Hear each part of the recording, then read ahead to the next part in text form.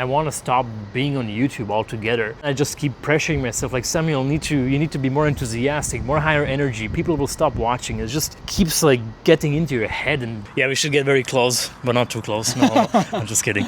We are so back, ladies and gentlemen. It is currently 7 a.m. It's too loud with all the trains. It is currently 7 a.m. here in Cambridge. Well, actually, behind me is Boston. Cambridge is right over there, and I'm currently trying to get in my 10,000 daily steps before my meeting marathon begins.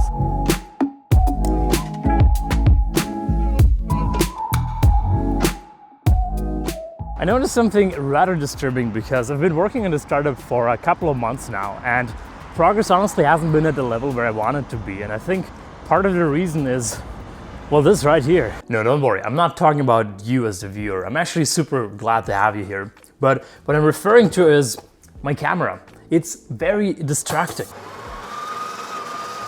The issue is that whenever I try to vlog as I work, I am probably about 50 to 70% slower just because I'm thinking about, well, I have to film all of this. And yes, I know I'm really bad at multitasking, but let me take you behind the scenes for a moment and show you how I actually make these vlogs. Here's my YouTube channel, and the first thing that you might notice is that over the last 90 days, even though I've been very consistent and active with posting videos, everything is in the red. Very low view numbers, and also I made only $600, which is nothing compared to the $14,000 that I spent over the last 90 days on mainly new equipment, but also many other things. But the big issue is not the money, it's the time that it takes to make all these videos. Episode 1, which I posted back in January, was almost 6 hours of footage in total, which Philip, who's been doing the editing for this YouTube channel, reduced down to 2 hours.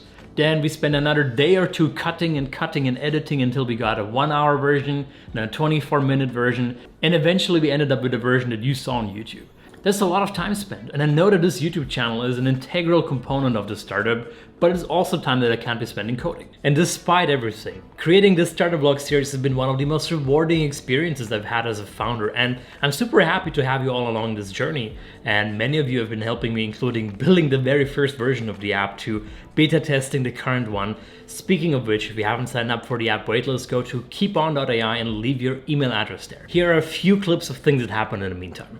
If you're new here, I'm a former MIT PhD candidate in AI and bodybuilder vlogging my journey of building a fitness AI startup. Our app is designed to help you stay consistent with your workouts. In the past episodes, Jeremie and I did everything from building an app prototype, launching a crowdfunding campaign that raised over $100,000 in a few weeks and is still open for investments, link in the description, to joining forces with Marin, a brilliant iOS app developer from Croatia. I'm not actually vlogging today. As you can see, I'm on the treadmill doing my 2-hour walk while debugging the AI fitness coach, but I want to show you every significant moment in the story of this company. So I'm currently working on signing Marin's full-time offer. Adopt and sign.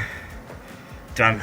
So that's it. Marin is now a full-time member of the Keepon team, and with that, back to the rest of the video. In Croatia, it's like 4 a.m. already. And Marin just pushed the first version of our beta app to the App Store, which is very exciting. I'm gonna check it out now. I am just testing the app for the very first time. So I literally just opened it, scrolling through this. Isn't this amazing? You can now comment, like, do all the things that you could do. And honestly, it feels a lot sleeker and smoother than Instagram itself. So happy, and I can open my profile. I'm seeing this for the first time live with you, by the way. I can see all of my last posts, I can see where it worked out.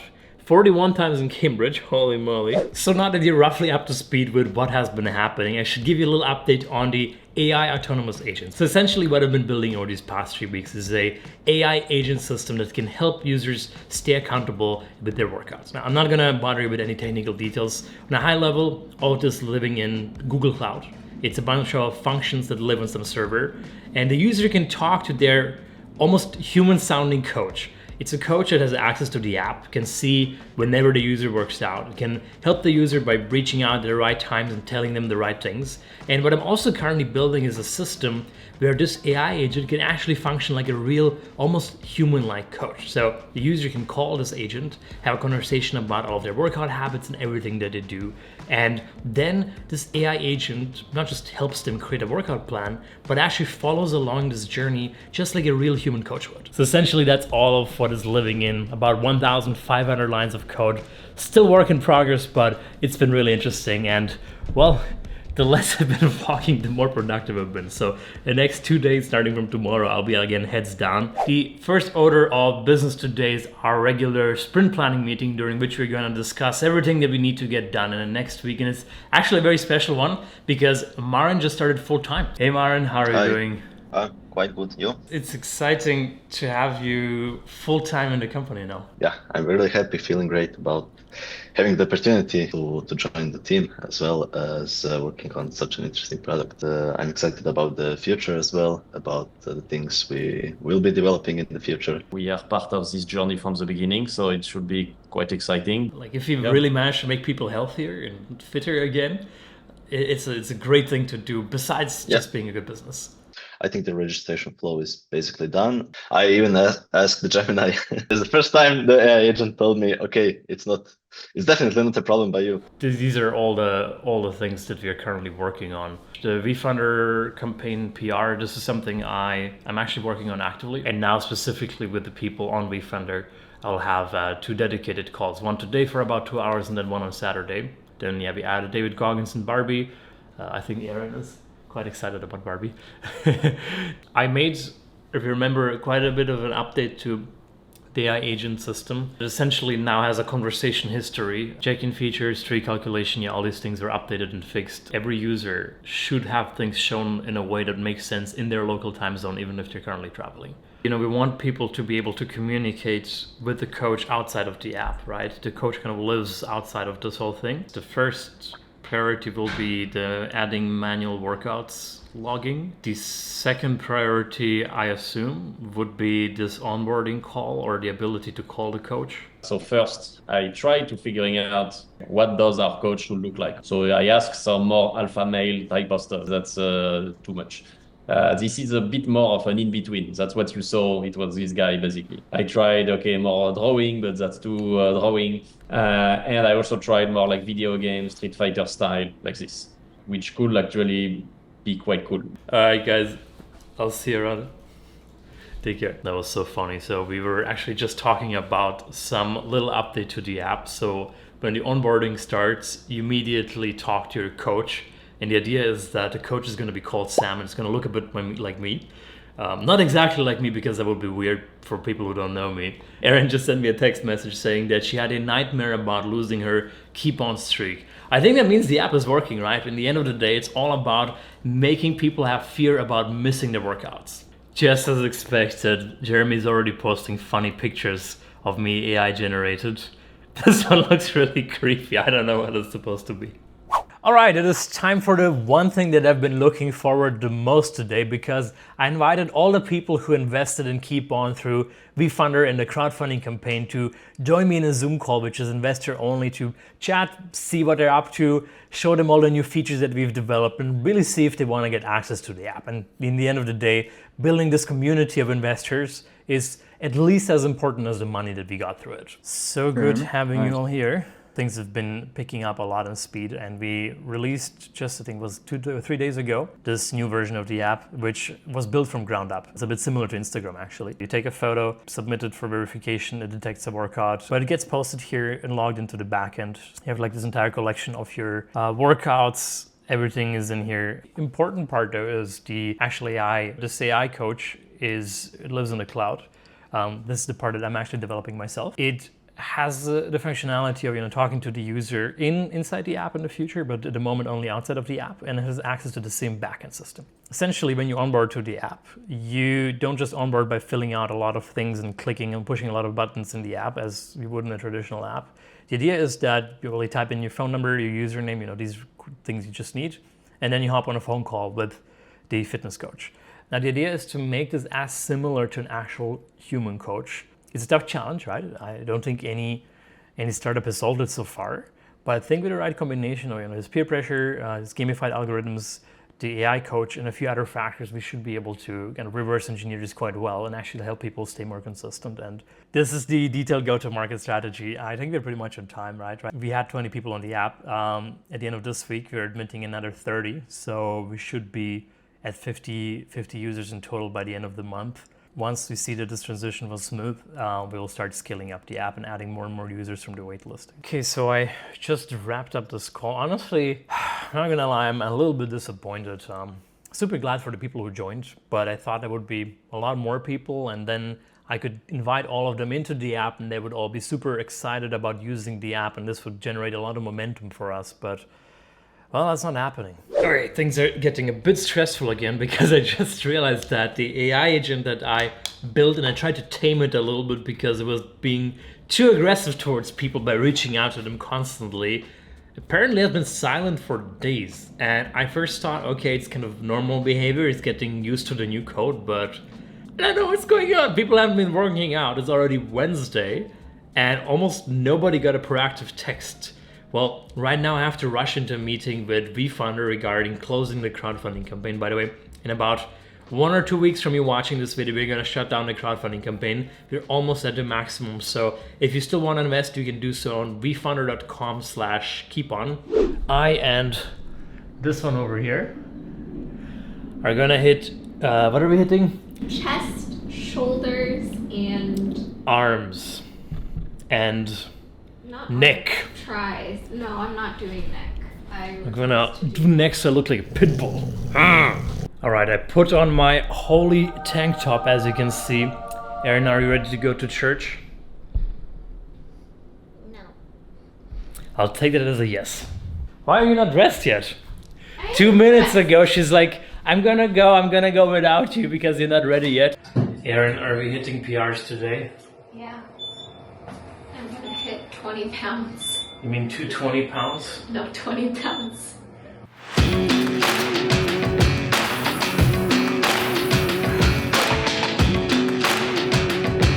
Did you check in? I did. How's your pump coming along? Good. I'm still the leader. How many weeks? 11. Very nice. Good flex. No, I'm holding this. Okay, that's nice. You're going for I do it too. You No, do it that's too? so dangerous. 400 pounds.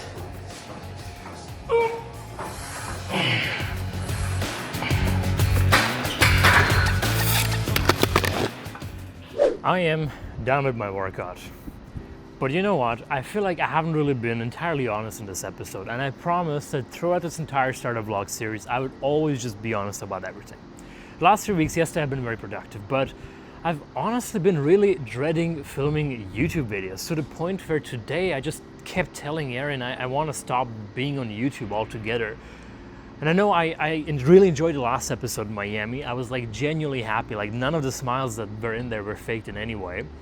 But then, you know, the views were terrible, like very few people actually watched it, and today I was just in a bad mood. And the thing with YouTube is when I end up in a bad mood, and you know, halfway through the day I really was in a bad mood, it just made things so much worse because you have this feeling that, you know, I have to be all like happy and smiley and look at this, everything is great, good vibes on YouTube, you know, nobody wants to watch somebody who's kind of sad and in a bad mood. And then, you know, I have to retake scene after scene because I kind of, you know, it showed that I'm not in a good mood, and then I just keep pressuring myself like, Samuel, you need to be more enthusiastic, more higher energy, people will stop watching. It just keeps like getting into your head and just puts you in a worse and worse mood, and it's just kind of a spiral to the point where, yeah, that kind of sucks, honestly. It is Saturday morning and about 3 days have passed since I last picked up the camera. I was completely heads down, focused on development. And so was Marin, actually, who just released the new version of the app, which will finally allow us to onboard a lot of new people. And I want to show you a little bit about what I've been really working on, not just the last few days, but also before that. So remember, I'm building this AI agent, and you know, it's quite a bit of work. I'm actually doing most of this part alone, while Marin is focused on developing like the app itself, and they're both connected in the backend. And this is roughly how it looks like. So it's your actual coach, and you know, you can talk to it right now just through SMS. We're keeping it simple. Very soon you'll have onboarding calls and like actual conversations with it. But right now, you know, we're working on it on the back end. And for example, it is supposed to remember really what kind of workouts you do and just really get to know you over time and become more and more intelligent about what it can tell you to do. So it's not generic advice. For example, right now, I mean, I know I'm going to go to the gym later, but I can ask it, for example, what workout do I have planned for today? And I can really just text it and hopefully remember some previous conversations or other things that I might have told it that you mentioned yesterday that you were planning on doing legs today. Okay, perfect. Well, that's exactly what we needed. And I can also ask it, for example, how many more workouts I need to do to complete my streak.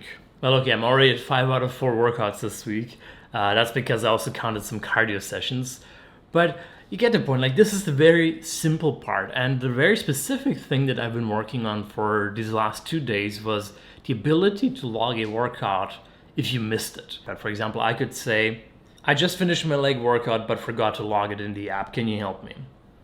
And now this is the new feature that instead of just talking to you, the agent can actually take actions.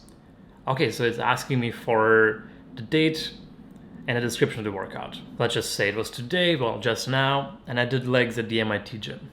So hopefully it's actually smart enough to understand that today translates into a specific date because it has to actually log that in the backend. Okay, well, that's it.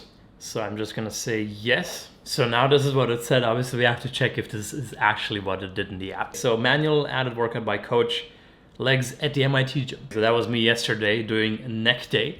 Which is really funny. The AI agent was commenting on it actually. I wasn't gonna show you this part, but I'm actually too excited about it. So this is the new coach. He's called Sam, inspired by me. And he's the default fitness coach that helps users stay on track and accountable. We also have David Goggins, who's, well, you know who David Goggins is, and Barbie, who Erin uses. It's pretty fun to have all these different personalities. So let me try and see if this works. This is gonna be the very first sign-in into this new app. Whoa! Seems to be working. I got the text. Voila. Hello, everybody.